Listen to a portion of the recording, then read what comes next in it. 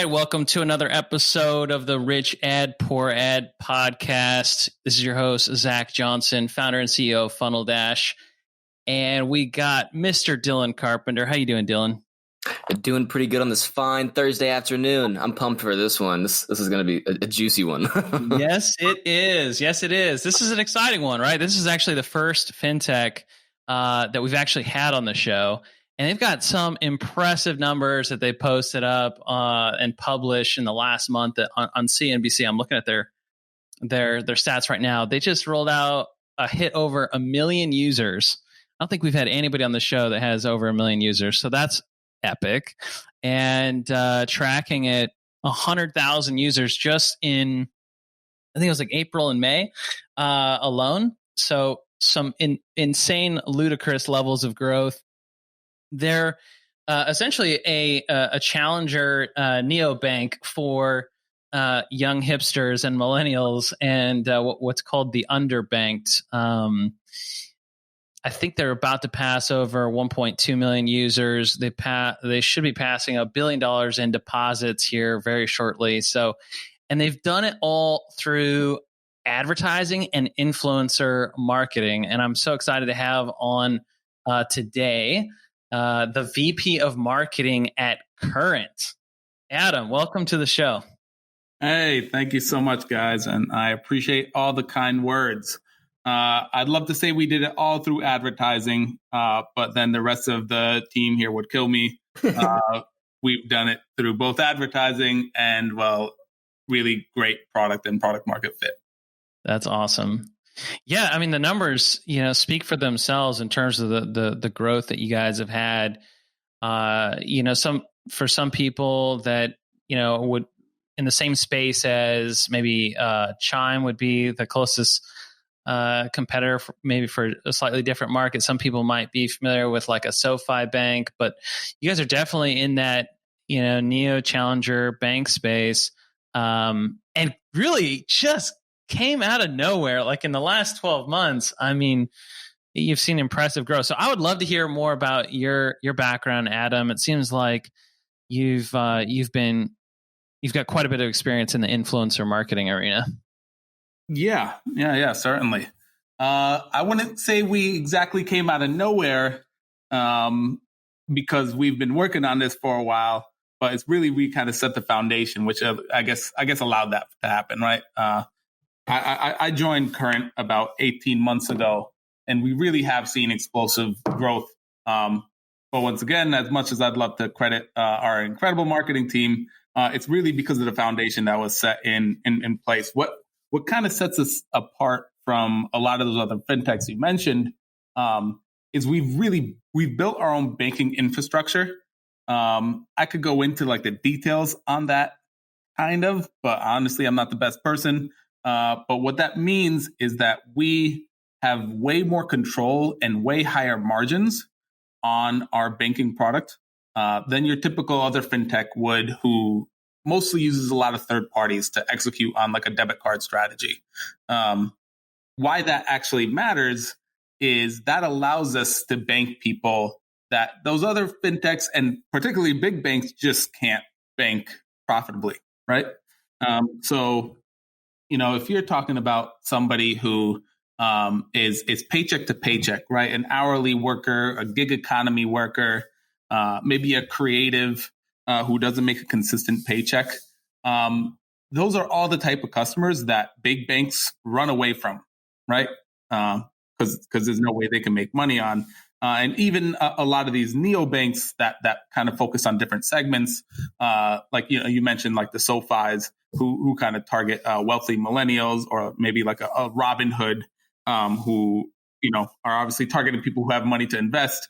We're going after kind of the other 50% of America, right? It's about 130 million people or so in this country who are paycheck to paycheck, where traditional banks really are not solving their problems. And kind of what that all comes down to is the underlying business model of traditional banks, which is that they make money by loaning out deposits, upselling you into a credit card, or really upselling you into a mortgage.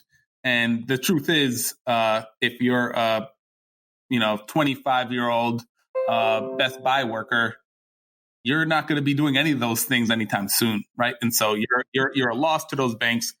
So rather than do that, they'll make money on you by charging you overdraft fees, minimum balance fees, maintenance fees, et cetera, to the tune of hundreds of dollars a year. Now, my guess is most of your listeners are not in this demographic, right? And honestly, and hey, neither am I, right? And so that's something that I think a lot of people don't really understand, is that, half this country is paying lots of money for just a basic personal checking account from a traditional bank. So that's what we're here to solve.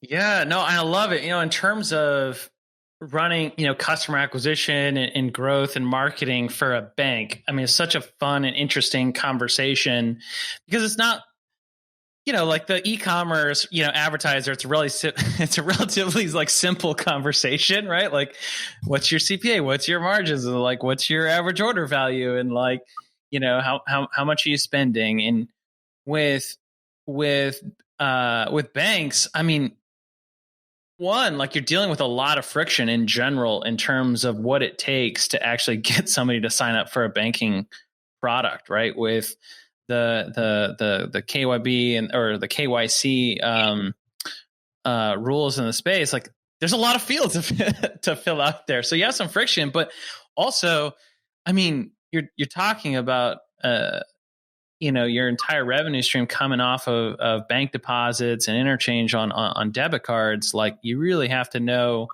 your LTV curve over time, right? So talk to us about the journey of, you starting out as current and then really just getting, clear on, like, honing in on your top, 1 to 2 KPIs for your advertising efforts. Yeah, well, you really nailed it on the head there. If you had asked me, maybe a few years ago, like, oh, marketing for a bank, that sounds like so much fun.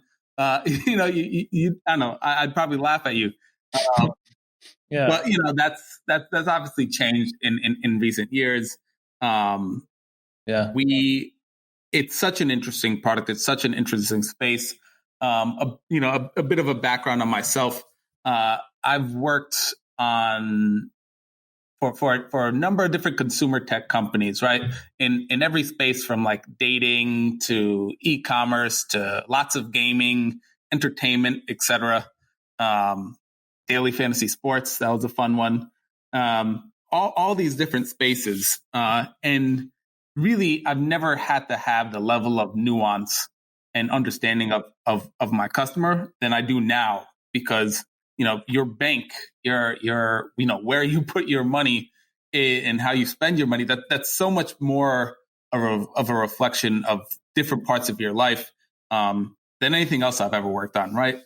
Before, I just needed to know, okay, let's say in daily fantasy sports that you like football, and hey, you like football, you're over 18 and you don't live in Utah. Great. Like that's about all I needed to know about you. In the case of, I used to be VP of marketing at a company called Quid. We sold digital collectibles and entertainment products. And that was even easier. All I needed to know was, you like Rick and Morty, or you like Game of Thrones. And, the rest can kind of come in later. But I didn't need this true nuanced understanding of who you are. And in many ways, I was fortunate because I didn't have that nuanced understanding, right? I just didn't have access to the same level of detail that we have as a bank, right? Like, we have a verified understanding of where our customers live, how old they are. You mentioned the KYC, that stands for Know Your Customer. So we have verified information on who they are. And obviously we know where they work. We know where they spend their money. So if I'm not doing a good job being relevant in my advertising, I really have nobody to blame. I have all the information I need there. Yeah. And it's not just interest level targeting, right? Like, Quid is like you said, oh, you like Marvel? Great. Let me sign some Marvel gear, right? Oh, you like Star Wars? Awesome. Game of Thrones? Easy.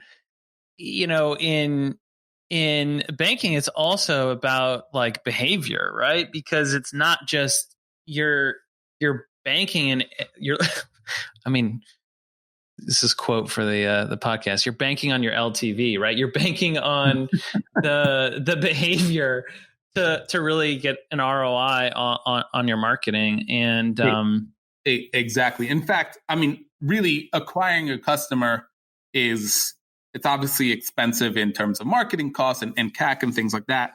But it also costs us money, right? Like every customer who signs up for Current, we're immediately at a loss, right? We ship you a card for free.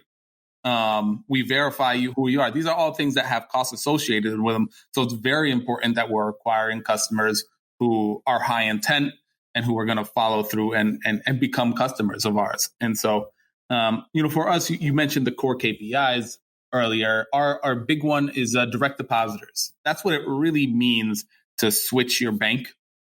Is where does your direct deposit go, right? Because you could be signed up for a bunch of different, financial institutions, apps, etc. But none of them really matter until they get your direct deposit. And that's, when I ask somebody who's your bank, that's what it really means. And so that's our KPI. And so we're obviously trying to grow that and grow that efficiently. That's awesome. So let's talk about some financial principles, right? Like Rich Dad Poor Dad podcast is all about helping advertisers learn the fundamentals and principles of managing cash flow and the finance aspect behind advertising. And it's actually pretty fun because sometimes we get maybe ad agencies on the show or marketing folk that really don't know a ton about finance, but you're VP marketing of a fintech. So you got to know something, Adam. You got to know something other marketing folks don't know. Like I will say I've learned something because coming into this, I didn't have any finance background.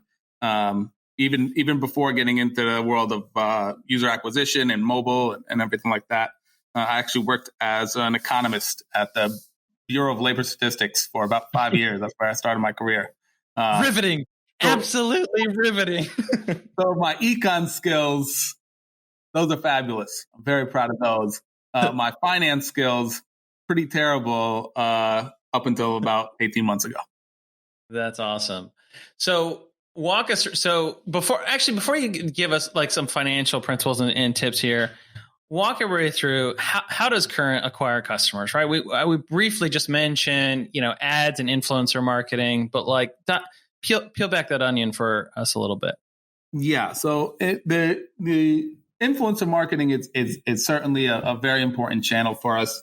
I have, going back a number of companies now, I kind of got started in the world of influencer marketing maybe about 7 years ago or so. At a time when it wasn't, influencer marketing wasn't even called that, right? For me, it was, I was actually working on a soccer app at the time. And it was people uploading FIFA to YouTube. That's what that's what it was called. Right? And I asked those people, I was like, "Hey, would you talk about our app, Top's Kick?" So that's really how I got started in that space. But it's been an important channel on at most of the companies I've worked for, and certainly is the case here. I think being a financial institution, trust is really, really important. And this goes for all levels, right? I mentioned, we're working with a lot of folks who are paycheck to paycheck. I mean, if you're paycheck to paycheck, and I'm telling you our core KPI is direct depositors, I'm asking you for your next paycheck, right? And that's literally all your money. It's an incredibly large ask for this company that maybe you've just seen on your phone, maybe you've seen an ad somewhere else, but Wells Fargo is right around the corner. They may have been, assholes for the last 6 years, but you can go there and yell at them. What happens if we don't, have your money? If our card doesn't work, something like that, it's an absolute disaster. So building up that trust with the customer is really, really important. Influencers as a channel is very good for building trust, right? Because you have that inherent endorsement, and that's nothing new. Right? Like using celebrities to endorse a product have been around as pretty much as long as advertising and celebrities have been around, right? Yeah, but like the way you've operationalized it is what's really interesting. I mean, the level of scale, right? Like using celebrities, yeah, it's been around, but it's like, okay, yeah, you got lucky because Beyonce endorsed you like one time, or like Oprah did you on the book club like one time, right? but like the level of scale of what, how Current's leveraging influencer marketing is so systematic, so operationalized, and brought down to the micro niches and the micro influencers. That's the part that I think you guys have really excelled at. Well, I think there's a really big difference there between the old version of celebrity endorsements and kind of the system we have today. You mentioned somebody like Oprah. She's actually maybe an early example of a modern influencer, right? Because she had distribution. It was within her control, basically, right? Like she had, what's Oprah, she was on like ABC or something. I should know this. Maybe they technically had the distribution, but ultimately she had control. And I guess she did. She started her own network, right? And that's what really separates an influencer now and an influencer endorsement from, let's say, a celebrity endorsement 10 years ago, 20 years ago. As much as if I had even talk about somebody like a Michael Jordan, right, or Michael Jackson, like these huge, massive celebrities in the 80s and the 90s, they actually couldn't reach anybody themselves, right? Like they were dependent on other outlets. If you talk about, fast forward to today, you talk about an Instagram or a YouTuber, or even, Beyonce herself, who, she was this conventional celebrity who existed 10 years ago and didn't have distribution. You fast forward today, and she actually, that's been a huge strategy of hers, is to own her own distribution in the same way that a YouTuber or an Instagrammer does. I want to know, what's the largest influencer deal you've done, Adam? It could be a current, it could have been in a previous gig, but like, I want to know what's the largest influencer deal? You don't have to name like who it is or like, but Well, 6 figures. I haven't done anything in the 7 figures as an individual deal yet. Yeah. But yeah, certainly in the 6-figure range is kind of where your tier 1 influencers fall. And how did you structure that promotion?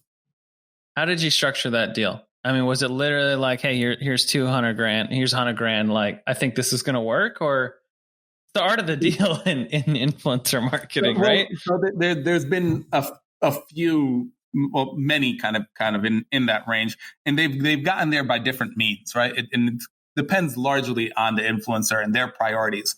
I've been very flexible with my payment terms because that's one of the ways in which you get to work with influencers is being accommodating, right? Because everybody's trying to do it, and how do you make it?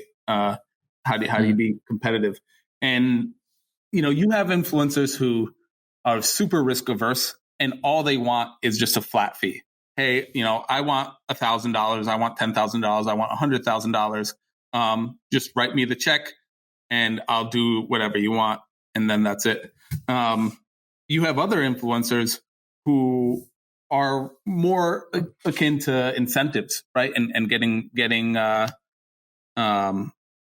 taking a little bit of risk, but seeing more upside. So those structured could be based on, let's say, views or impressions that they get on specific metrics within a certain time frame. So maybe I'm a YouTuber and I'm like, okay, well, I know that I can put out really great content that will do really well, that will get, millions of views. I can control that. So I want to align my incentives with that, which I can control. The most ambitious will go a step further than that, and will want a revenue share or a piece like a CPA type of deal. Now, of course, like at that point, they're exposed to product risk and conversion risk, right? Like that means, hey, if the landing page isn't working, they aren't making any money. But of course, the upside on that will be the highest. And so you really see everything in between and kind of hybrid approaches. And I've always been pretty flexible around that. Oh, that's awesome. So, all right, let's do this. What financial tips or principles would you have to an advertiser listening that's, let's just say, hasn't raised, how much is current raised? Like 50 some odd $1 million in venture capital, right? Like, what bit of advice would you have for somebody that's a little bit more cash flow conscious on diving into influencer marketing. And if they're not like, in a position to throw down multiple 6-figure contracts, but their advertisers listening on the show, they're spending, anywhere from like $20,000 a month all the way up to $2 million a month. Right. But they're not VC funded for the most of them. I would say, I would be very conscious of cash flows. Right. And as a business, influencer marketing isn't necessarily great for cash flow. Especially in that scenario in which I described, right, where you're just writing a flat rate check, somebody executes. You then essentially have two curves that sit on top of each other, right? You incur all your costs on day 0, and then the first curve that comes out is, acquisition from the campaign. So, for simplicity's sake, let's say this. Well, you could have this be, let's say, an Instagram story, right, or a Snapchat story. Something that just exists, or a live stream, right? It exists, it happens, and then it's over. That case, it's a little bit simpler because all your acquisition is essentially going to happen in that moment in time, or that 24-hour period. A YouTube video is very different, right? Because it accumulates videos over time. Some are evergreen, that have all different types of curves. So you have that initial curve from like, hey, maybe you paid today, but you're still getting a user from it in 3 months and 6 months and 9 months. And then you layer on your own LTV curve, your own monetization curve, that occurs from once you acquire that customer, right? Again, in e-commerce, that'll be fairly instantaneous.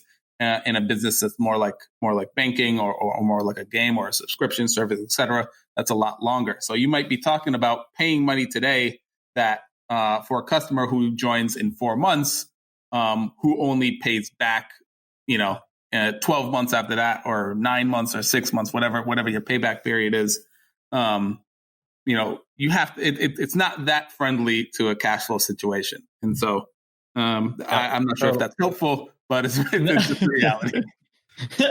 Yeah, I think that I've heard of some folks, structuring their influencer deals where, to get a tier 1 influencer, it has to be a 6-figure dollar amount, but that doesn't need to be 100, 200 grand like cash up front. Like we've heard of some folks structuring it as, as soon as you can kind of get a risk profile, like you said, and show them very simply and clearly, like, hey, here's 10, 20 grand, 10, 20% down to know that we're serious. But also, here's the upside participation, and doing that in a systematic way is pretty key. So, but I also would say, yeah, influencer, it's also, it's also lends itself to not being that great. Like, I'd imagine you have to, like, you just don't get to, it's not as simple as like loading up a credit card into Facebook ads, right? And be like, all right, I'm going to get a 30, 60 day float on this. Or, net 60 terms. So, and again, influencers are a small business, just like you. So cash flow is important to them. So, you're not going to get those type of, super long payment terms, or at least, the influencer is not going to want to do that, meaning you probably have to pay a premium and all this other stuff that comes along with that. So no, it's not a great fit for that. It's from a you mentioned structuring those influencer deals like that. It's really about kind of building trust.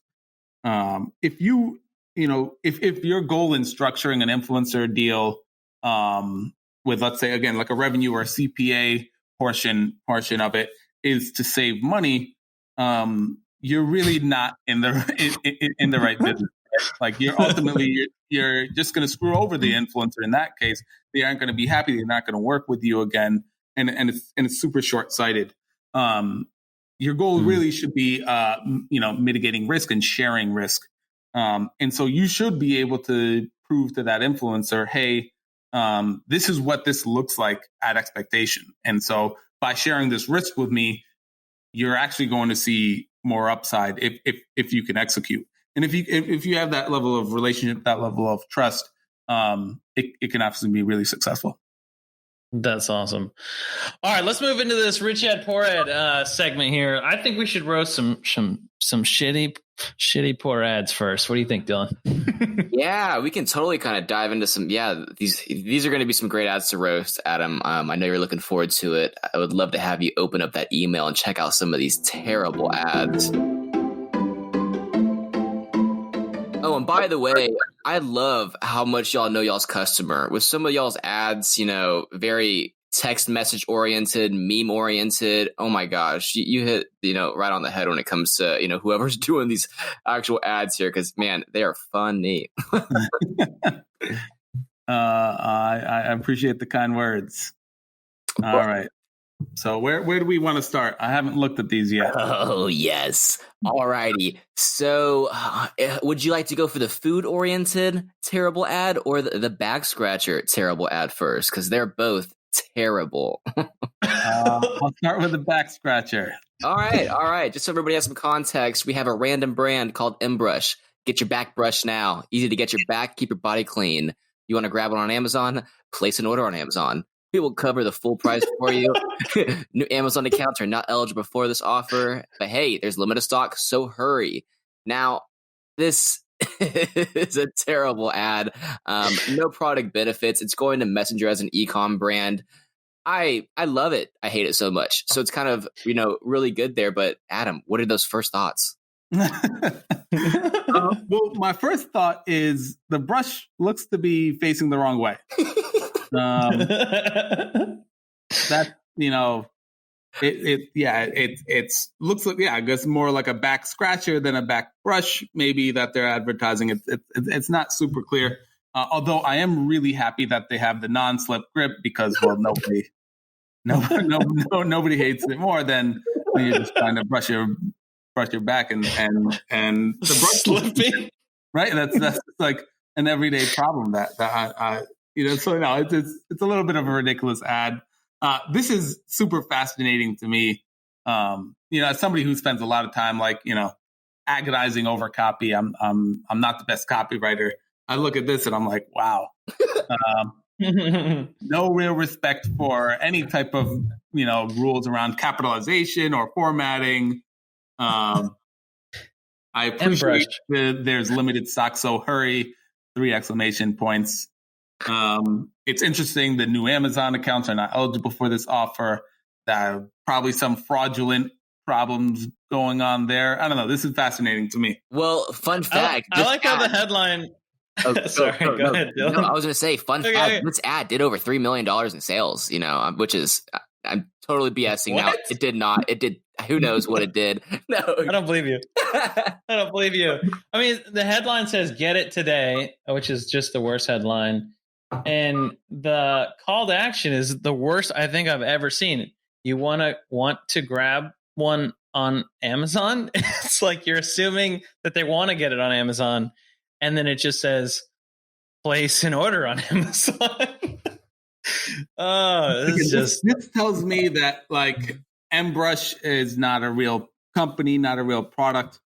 My guess is that there's some type of affiliate scheme here going on. Where but again, I'm unclear. Oh yeah, but you got to admit that's a killer ad to roast. And the next ad we have to roast everybody is a very well-known brand who spends probably $500K a day, I feel like, on ads, but they can get away with almost anything. You may have seen their ads in your newsfeed, but we're going to introduce Wish. Now, with this specific ad, y'all, it's perfect for laying in bed, eating sunflower seeds, watching your phone. It's a terrible ad. The copy price dropped from $1 to $1. Phenomenal deal. Enjoy the cheaper items sold by Wish. Now, I'm speechless. Adam, go ahead. Rip it apart, man. Let's hear these thoughts. All right. So what I will say about this is I don't think it's a terrible ad as a reflection of the advertiser. If it's a terrible ad, it's a reflection of our tastes as consumers. So this is what I presume to be a dynamic product ad by Wish, meaning they've fed their catalog of thousands of products into Facebook. with the corresponding creative, and just allowed Facebook to say, hey, we're going to like essentially show these, and whatever performs best according to what we've chosen to optimize towards will get shown more. Right. Oh, you're spot on. Spot on. Wish is like, Wish is notorious for these for these type of ads because we have all these wacky products. But what this does, and me as an avid sunflower seed consumer myself, makes me, I'm like, wow, somebody thought of this, because I've, really actually, to be fair, I mainly eat them when I'm driving, so I haven't encountered the same issue where it's like, man, I wish I had both hands free, so I can watch this random Asian television show while eating sunflower seeds. But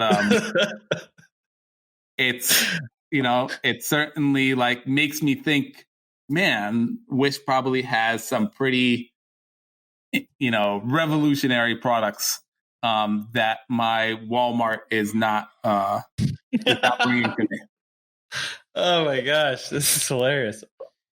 I had no idea, Adam, that you were such a sunflower seed fanatic. It's hilarious.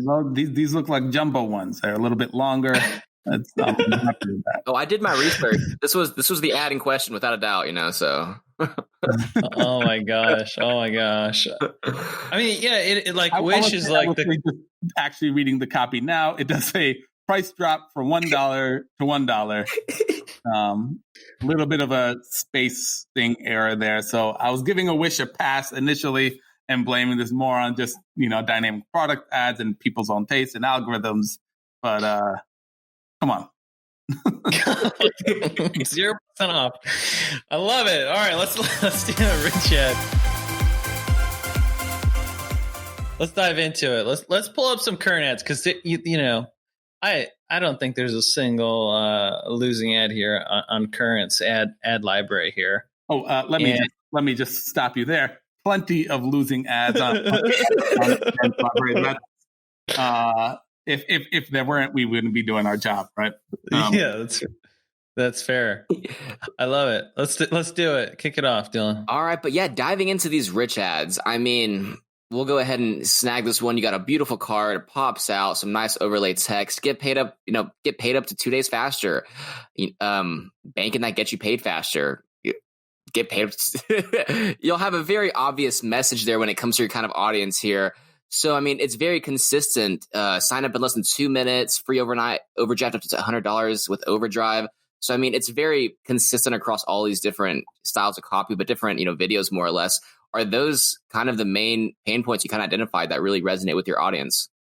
Yeah, well, we're lucky in that, one of our most popular features is directly correlated with our KPI, right? It's getting paid faster. A little bit of background on what that means, right? If you get paid on a weekly basis, let's say every Friday, which is pretty typical of a lot of hourly jobs in America. The way that works is, you work your shift your weekly shift that ends on Sunday. Your employer then submits their payroll with their payroll provider, whoever that may be. That will usually hits a few intermediaries, but the Federal Reserve will send us a note, and essentially any bank a note, typically 2 days ahead of time, saying, hey, Dylan is getting paid $500 on Friday. And so we have that note on Wednesday, meaning we can instantly credit you that amount on Wednesday, and knowing that, with near 100% certainty that money will actually fully settle with us by Friday. So if you talk about, a traditional bank, this is against they're incentivized not to do this, right? Because of how they make money, loaning out deposits. So actually fronting money instead goes against that. They would in no world ever want to do this. But as a business that doesn't make money based on loaning out deposits, we can. And so that's how that all works and why it exists. Now, what's really nice is, well, how do you get paid faster?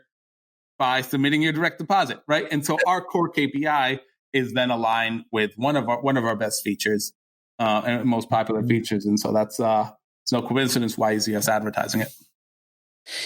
Yeah, but it's just so congruent, like throughout the funnel, right? Like how many bank ads have we seen where it's branding, right? Or it like you nailed it on the core feature of Current through and through, really on all these ads in your ads library. Like I'm looking at a few of them where you have, it's like it's just a text conversation with some bubbles and just phenomenal use of emojis. Hats off to you guys on the emoji front. Emoji ad.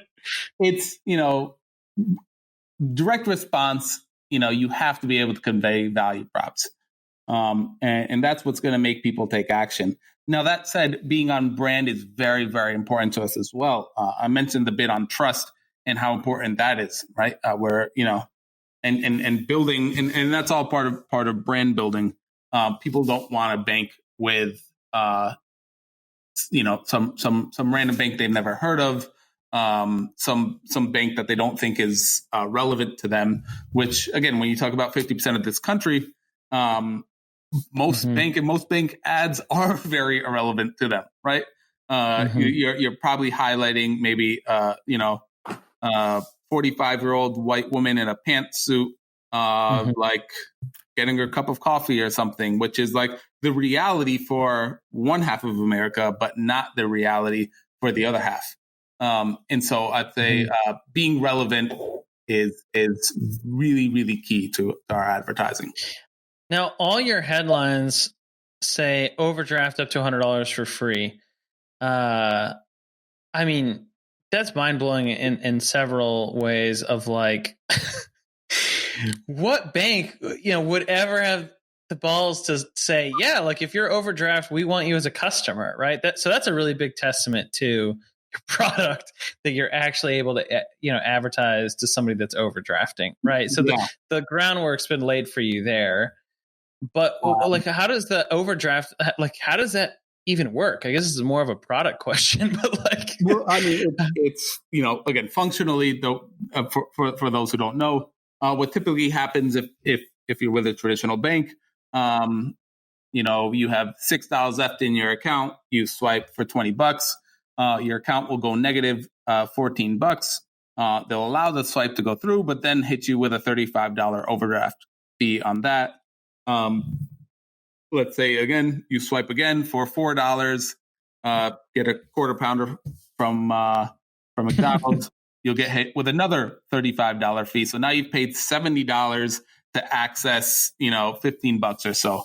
And again, that series continue and without real even notification. And so, this may happen unknowingly, right? Where it's like, you didn't even know that you were overdrafting, and all of a sudden you owe, $105 in overdraft fees. But more often than many would think, it is happening knowingly, right? Because, hey, the reality is you're paycheck to paycheck. You don't have any money in your bank account. You don't get paid for 2 more days. And you either have the choice of, buying groceries for your family, getting diapers, feeding yourself, or not. And so you're willing to pay that $35, which is a terrible place to be in, right? It's essentially, it's predatory, and it's awful. And there's not, we can't solve all the problems of financial inequality in the U.S., but we can solve this one. And so we do let folks who direct deposit with us overdraft for free, right? And we have this, it's a two-way trust system, right? They've entrusted us with being able to hold their money and giving us their paycheck. And we've entrusted them that, hey, if we let them overdraft, they'll stick with us, right? And the next paycheck will come through and they'll repay that. And that's what we've seen overwhelmingly. And so it's it's a two-way trust that goes on there. Yeah, I mean, I think about all the advertising campaigns that could have existed for Current, right? Like I'm on your guys' site right now. It says the Bank for Modern Life. And it looks like this like hip hop like recording artist is holding up the bank card. Charlie Smart. And yeah, it's awesome. But like a non-direct response advertiser would have went down the direction of like, okay, we need to have every influencer just carrying our card. Like it would have been very easy to fall into, we have to brand, current and just go all in on brand. Right. And you've done a ton of, trust and built your brand through influencer marketing, but you're laid into, like, everybody just loathes bank fees, right? Like there's such a visceral response. It's really, I consider ourselves fortunate in that we're stealing customers from businesses that don't want them. I think that's the real point here, is that you're not seeing, Bank of America or Citibank, HSBC, you name it. These guys are not upset that we're stealing these customers from them, right? They're making it very easy. And so that, again, put it this way: if you were to start a bank today, like, who in their mind would think, oh, you know what, we need 10,000 physical brick and mortar stores across the United States, especially in a pandemic? That's a great idea. It's mind blowing, but yet that, they've kept them open, right? Like that's still their business model. It's kind of like the status quo has held true there. It's just like an insane, expensive, bloated product that doesn't make sense for most of this country, and definitely doesn't make sense for really anybody in 2020. To do that. So it's a lot of low hanging fruit out there. Yeah. Well, there you have it. There's your rich ad, poor ad segment. Adam, you've been an awesome guest on the show. You guys got to go check out Current. I mean, over $50 million raised in VC money, 1.2 plus million users, over $1 billion in deposits. I mean, you guys, I know we're not talking about numbers today, but you got to be spending 7-8 figures, like 7 figures a month on influencers and ads. But we'll leave that those secret numbers close to the chest today. But Adam, for those that are listening that might be either influencers themselves or affiliates or advertisers, how can they support you, and where can they get in touch? The number one way they could support me would be to either join or refer someone to join our team here. We're based in New York, downtown Manhattan. The team is growing pretty fast. We're about 45 people here or so, which is well over double from when I joined. And can't keep on acquiring all these customers and building all these products without more people. And so that will be the number one way, I'd say. Current.com/careers. That's awesome. And so if you're a media buyer or an ad agency that's just burned out on life from COVID, and you want to get into influencer marketing, to check out Current. That's awesome. Well, thanks, Adam. You've been awesome. Thanks so much for being on the show. I appreciate it, guys. Thanks so much.